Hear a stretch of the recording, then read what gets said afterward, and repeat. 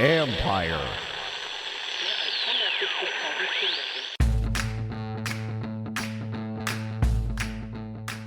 Hello and welcome to my podcast. Do me a favor, subscribe to the John Conway Report wherever you get your podcast. If you're watching on YouTube, hit that like button, hit that subscribe button. You can find us there as part of Empire Media, AMPIRE. Always much appreciated when you tune it in. Don't forget, you can read my work on ESPN.com. I have a story up now about the Commanders offseason and a few key questions they have to answer moving forward as they decide how they want to reconstruct this roster.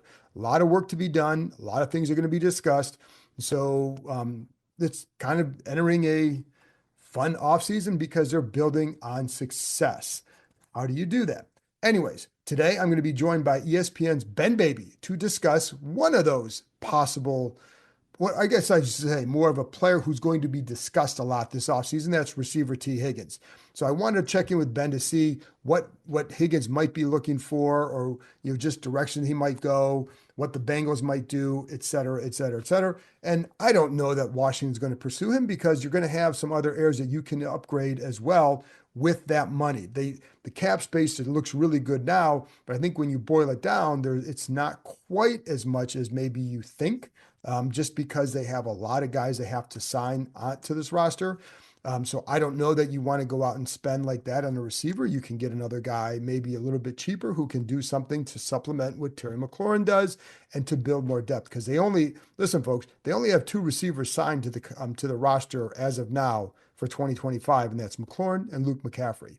So that's why I want to bring him on to talk about Tee Higgins. Again, I don't know that that's a realistic possibility for them, but I just wanted to bring Ben on to talk about it. Also wanted to ask Ben about Joe Burrow and how he built on his early success. I would say his rookie year, but the rookie year was cut short because of the injury that he suffered in Washington. But he had that great second year, and just how he continued to build on that and how that can be transferred to Jaden Daniels. Some lessons or some things that you see in both players that allow you to build and avoid that sophomore slump. So stay tuned for that. And one other programming note, I did do a 5 things I think that ran on Monday. So if you didn't listen to that, go back and listen to that. But also I'm going to have ESPN NFL draft analyst Jordan Reed on Thursday. So stay tuned for that. There you go. That's all I got. Oh, by the way, one thing I didn't ask Ben about was defensive end Trey Hendrickson, who with the Bengals. He's got another year on his deal, hoping to get re-signed or to sign an extension there. So I didn't ask him about him because I don't know that he's in play. And to be honest, because of that, I kind of forgot to ask him. But I did reach out to Ben after the fact and just said, what's going on with Trey? Like they would like to keep him. I think, obviously he's a very good player, but right now it's not necessarily a target for Washington. Maybe he develops as one down the road. I have no idea because it all depends what the Bengals do with him and can they keep all those players together. So anyways, but that's why I didn't ask about him. But it's, so if he becomes a realistic option at some point, then we'll have Ben back on to talk about him. But right now he's still under contract and there's no trade requests or anything like that, like there has been with Myles Garrett. So anyway, with all that being said, here's my conversation with ESPN Bengals reporter Ben Baby, talking about Bengals receiver Tee Higgins. You sign up for something, forget about it after the trial period ends, then you're charged month after month after month. The subscriptions are there, but you're not using them. In fact, I just learned that 85% of people have at least one paid subscription going unused each month. Thanks to Rocket Money, I can see all my subscriptions in one place and cancel the ones I'm not using anymore, and now I'm saving more money. Rocket Money is a personal finance app that helps find and cancel your unwanted subscriptions, monitors your spending, and helps lower your bills so you can grow your savings. Rocket Money has over 5 million users and has saved a total of $500 million in canceled subscriptions, saving members up to $740 a year when using all of the app's premium features. Cancel your unwanted subscriptions and reach your financial goals faster with Rocket Money. Go to rocketmoney.com/gameon today. That's rocketmoney.com/gameon. rocketmoney.com/gameon. All right, Ben. Well, so a lot of people here are very interested in Tee Higgins because opposite Terry McLaurin, he could be really good. First of all, what do you think happens with T in Cincinnati? Yeah, that's the big question that we're trying to figure out this offseason because Joe Burrow has made it very clear he does not want Tee Higgins to leave the building. He has made it a point multiple times, not only during the regular season, but now in the offseason as well, as recently as his interview with ESPN at the Pro Bowl as to what value T brings to the table, along with Jamar Chase and Trey Hendrickson as well. But Joe has stumped for T. And, when I've talked to him as well, I think the first time Joe really stumped for him was after the Monday Night Football game against the Cowboys in December. And even privately at his locker, I said, Joe, do you really think y'all can afford it? And he was adamant that he felt like there was a possibility that could be the case. And so we'll see whether it's optimism or foolishness. We'll find out here this offseason. But they are going to try to do everything they can to keep T. T told me he's not taking a hometown discount, so he wants to go out and maximize what he can. He playing on the franchise tag last year, a guy who was wanted a long-term deal over the last few years. Duke Tobin said at the scouting combine, told reporters there that, it's going to be difficult, but it's going to come down to, to see how amenable T and his new representation will be into getting an extension done. He now shares an agent with Jamar Chase. So just another subplot in this whole ordeal. But I think that we'll get an answer relatively soon on what the Bengals plan on doing with T this offseason. What do you think the price tag we're looking at here for him?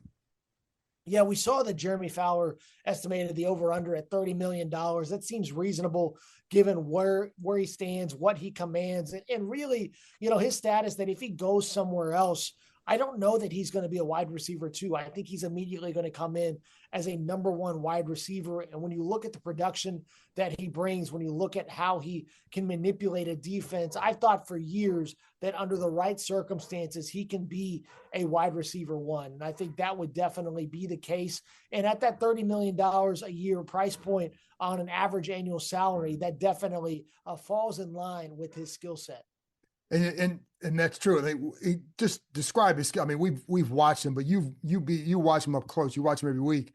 What stands out to you about him as a receiver? Yeah, the biggest thing I think is his frame. He's really long. He's lanky. Got a great catch radius, and he's really good at the catch point. I think you've seen that over the years. He's a guy I've always thought that for a young quarterback would be ideal because you wouldn't, one of the things that is really good about playing with Joe Burrow is that Burrow's always on time. He's going to throw you open. I mean, he's got that as an elite trait. But for quarterbacks who may not have that sense of anticipation, sense of awareness, who may be a little bit later, Tee Higgins is going to negate all of those things because of how tall he is, how good of a catch radius he has, and how strong he is at the catch point, which is something we saw really develop in 2024.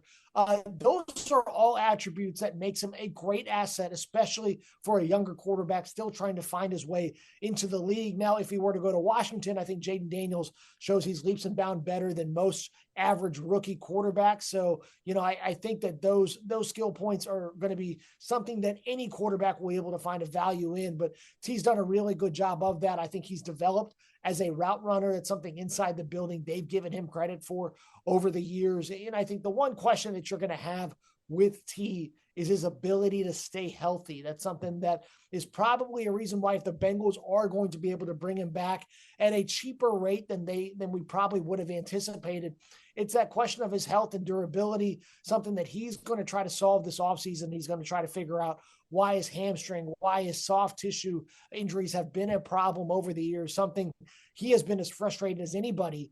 He's wanted to be on the field all 17 games, but that's something that will be the big question mark. But when he's been on the field, he's been really productive. I believe 10th in the league last year in receiving yards per game, which shows you how good he's been when he's been able to suit up. And that's a big question too. Like you said, the soft tissue injuries. So how does that factor for the Bengals? How do they view him with that? Because, that doesn't always age well if you don't get that taken, if it doesn't, it can be a problem. So how do they view that? Do they view it as an issue or do they view it as like, hey, they'd still want to invest in him? I think over the years, what we've learned is that if it at the right price, they were willing to get it in the Tee Higgins business. They know what he means And for a guy like him, I think one thing we need to talk about, I think, is work ethic and how he's perceived inside the building amongst that receiving group by his coaches. T, when the games have been on the line, he's wanted to do everything he can to suit up and be out there. We saw that a couple of years ago when the Bengals went up against Kansas City with the playoff spot on the line in week 17. T tried to give everything he could to suit up and play through a hamstring injury. Just wasn't able to really go out there and be effective. But that's something that he's taken a lot of pride in, and he works really hard at that, trying to manage whatever he can to make sure that he can be on the field. So you're getting somebody who is really wanting to have that be top of mind. And last year you saw him, playing with a sense of peace, playing really as free as you've seen him play the last couple of years. That's something that he's put a lot of work into. And unfortunately for him, he's had those setbacks, but definitely a guy who has wanted to give everything every time he's been out there. And I think that quality and that trait, it's not always easy to find, especially as guys continue to be in the league, is something that, having covered the league for as long as you have. And so I think the Bengals, they want somebody who will be obviously available and reliable. They would like him to be on the field as much as possible. I think that they understand he's doing everything he can. There hasn't been any friction in that regard, but I think we'll get a little bit more information, especially as we get closer to the start of free agency, as to how they view him long-term, but definitely somebody they've been really high on over the last few years. And then he also, I know you've written about this, but he showed up on camp on time. He wanted to do that. What, as a person, what does that say about him and how he approaches things? Yeah, I think that from that, and also even more importantly, him switching agents, going from David Mulugeta, now Rocky Arsenault, who reps Jamar Chase. I get the sense of that he just didn't want, especially when he reported to camp, he just didn't want to be in the headlines, didn't want to be a distraction. I don't think he likes it when his name is out there in a lot of media speculation, not something he particularly enjoys. Last year, I think that he really liked the fact that he could just show up and play ball. And whenever people insinuated that he was faking an injury because of a contract status, that's something that really upset him. In fact, I think in my years covering him, that's the most upset I've ever seen him, is when fans insinuated that he was faking an injury, and that's why he missed a couple games at the beginning of the season. He's a guy who desperately wants to be out there, just wants to go out and put in the work. You talk to guys who have been around him, played alongside him. That's something that's been apparent. He's about all the right stuff, as Coach Zach Taylor would say. And so I wonder how much that will factor into negotiations, because T obviously will want to set himself up long-term, wants to get that long-term deal he's been looking for now going on 3 off seasons. But I think that there's some of the business aspect of it that I wonder how much of a stomach he's going to have for that. How will that affect his negotiations? Because he's been through it the last 2 off seasons. Now, I think he wants to get down to business and get down to playing ball, which is something that's been really important to him. And I know a lot of guys say that, but we've seen that be really evident with him really over these last 12 months. And then, you talk about him being the number 1 receiver. Would he be okay going to a team? Let's say it was Washington, you got Terry McLaurin on the other side. So you've got 2 guys in that same range. How would he view, do you think that would matter to him? Would he welcome that? Or does he want to go somewhere and be the guy?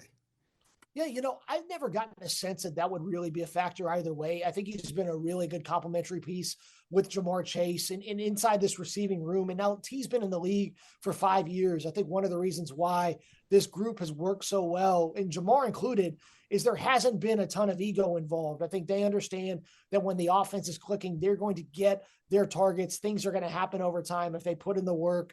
If they have an understanding of the offense, they do what they need to do. They will get that production. It will come to them. We saw that come to fruition over the years here in Cincinnati. A lot of questions of who's going to end up getting the ball because there's only so much of it to go around. But in this offense, we have not seen any issues. There hasn't been anybody complaining that they weren't getting the ball enough. They understand what it's like, and they all just want to be involved in a winning team and be a part of a unit that is really productive. I think that's always been the most important thing. So if he were to go alongside Terry McLaurin, I don't think there would be any ego involved in having him go in and say, you know what, we've got an established guy here. We're going to make sure that we fit you into this offense as best as we can. And we've seen it that both guys end up when Jamar Chase and Tee Higgins are on the field, that's when they've both been at their best, to be Right. quite honest. And it hasn't allowed defense to zero in on either guy. And when you have a really good quarterback, a really good play caller, you have really good scheme, those receivers are really going to benefit. So I don't think it's going to be a deterrent at all to go to a place to have another established receiver. In fact, it might be a benefit because you're going to end up with easier matchups. Right. And so last thing on him, are you anticipating that he is gone from Cincinnati, or is it, I mean, is it too early to say that? I think it is too early to say. Okay. I think that we've seen the odds shift a little bit in Cincinnati's favor. I think it's going to come down to what the market's going to bear. What's an interesting X factor now is Cooper Kupp entering the Right. market. I think that's going to be an X factor we weren't really anticipating is now, what will a team that may be willing to go out and bid for T in free agency, maybe they can get Cooper Kupp at a renegotiated rate if he's willing to redo his deal, if they're going to make that, if that's going to be a lower price point for a team.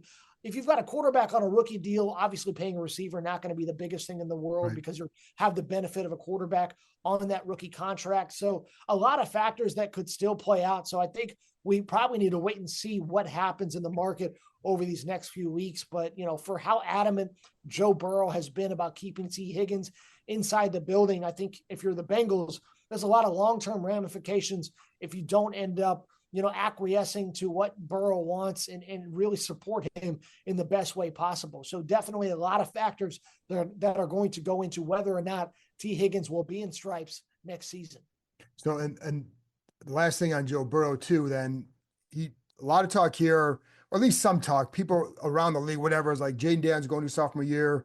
People worry about this quote unquote sophomore slump. And I know Joe's first year was cut short because of the injury that he suffered in Washington, but his next 2 years were tremendous. And so I'm just curious how you saw him build on that. What qualities did he show that like allowed him to build on that? Because I think I would never take for granted that Jaden Daniels is going to take a step back. So, but I'm curious how Burrow handled that situation. Yeah, the big thing for Burrow was coming off that ACL injury that he suffered at Washington his rookie season.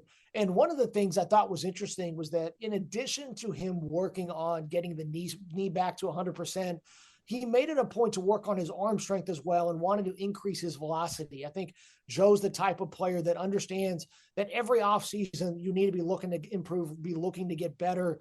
And as the years have gone on, we've seen him make a marked improvement in his game. And he's somebody, I told him this, I said, a lot of guys want to be great. But I think watching Joe on a day-to-day basis, it's watching someone who truly has that desire. I think it's not lip service. Then everything that he does over the course of the offseason, over the course of the season, he's very intentional about wanting to go out and be as great as he possibly can be. And having that mindset, I think, is the biggest thing. And Joe and Jaden have a lot in common, like you and I have talked about, both guys who started out at other programs in college, ended up transferring to LSU, going to win the Heisman, and then going out and playing really well early. And I think Jaden's rookie year, just absolutely phenomenal. A guy in Cliff Kingsbury. I will always say that I think Cliff, pound for pound, the best quarterback evaluator in the entire sport of football over the last decade. You go out and look at it when he has set his sights on a quarterback at any level. I think he's always been really great at identifying the skills, traits, and attributes that allow a quarterback to be successful at that level. And we're seeing Jaden be another point in Cliff's book of quarterbacks over the years, and it's as deep as anybody. And we've got a guy in the Super Bowl, I should say, in Patrick Mahomes, who falls in that category. So I think that Jaden, if you're wanting to see steps and improvement in year two, it's making sure that they understand what they didn't do well in year one, as well as that first year might have been, because Joe came in and had a ton of praise from the guys around him, even though the numbers weren't great, even though he had a lot of tough moments as a rookie. There were a lot of things that guys around him understood that this is going to be a franchise player for years to come. And Joe, despite having the knee injury, made sure that he worked on every part of his game to make it as good as it can go. And it's an understanding that defenses are going to play you differently, that guys are going to have more tape on you. How do you work in the offseason? And what do you do with your training staff, with your coaching staff? How do you get better, faster, stronger? All of these things that guys talk about, do you actually go out and do it? We've seen over the years that Burrow has taken all of that to heart, and every year he's put in the work And that's something that he talks about, is that every time he's up for awards or he's up for honors or he hits a big milestone in terms of numbers, he makes it a point to say that he's worked really hard for all of this. And all of that hasn't been in vain. So if you're looking for Jaden Daniels to make that progression from year one to year two, I think you need to see someone who puts in that work year round and has an understanding of what it takes to be elite and really has to have a desire to be elite. And if that exists, then you've got a really good chance of finding a guy that you can build a franchise around. Yeah, and I don't doubt for a second that it exists in him because he's already shown it. And that's why I wanted to ask you, because I figure Burrow works the same way. And, I don't doubt that Jaden's going to do the same stuff. And I don't doubt that he's going to continue to get better. Very last thing then, because how did the Bengals then build around him because they had a choice. They could have gone tackle in that when they took Jamar Chase. Was that part, what was the thinking there, just to give him more weapons and again, that may happen here, but I am curious, their thought process to build around Joe, because they still got to fix that line. Right.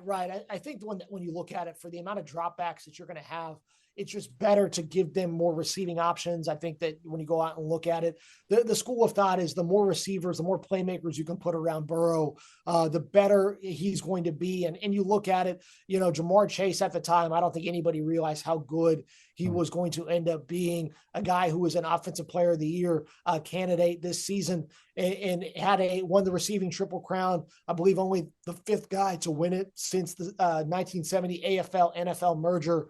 Just a unique skill set. And you go out and look, the next pick the Bengals made after drafting Burrow was getting Tee Higgins in the second round in 2020. So they've made it a point to go out and build the best passing attack possible, giving him the best resources. When you have a guy who is that good as a quarterback, you want to make sure that you surround him with as many pieces. And the Bengals, they tried to go out and build a really strong offensive line, even after 2021, have invested a good amount in that unit. I think that that's something they continually look at. And I think also it's up to Joe to get better as well. And we've seen that he has gotten better with his strength, his pocket awareness, how long he holds on to the ball, when he's willing to take sacks in certain situations. I think the numbers may not be as kind to the Bengals offensive line, but as the pressure mounted, Burrow was willing to take on more risk and how much damage he was willing to take. And I think that's part of the component as well. But definitely something that when you have a great receiver, and we've seen this across the league, you want to try to go out and give them as many options. And very few teams are like Kansas City or Buffalo, where you're willing to get rid of receivers in terms and at the expense of building other positions across the roster. We're seeing Philly, they went out, they got two receivers. Baltimore, they went out and got a couple of receivers. Miami in that same boat. So a lot of teams have understood that if you want to build an elite passing attack, you got to have an elite quarterback, but you also got to have strong receivers as well. And that's really the model and the blueprint for this day and age in the NFL. Ben, awesome stuff. Thank you very much. Appreciate the insight. Yeah, thanks, Kyle.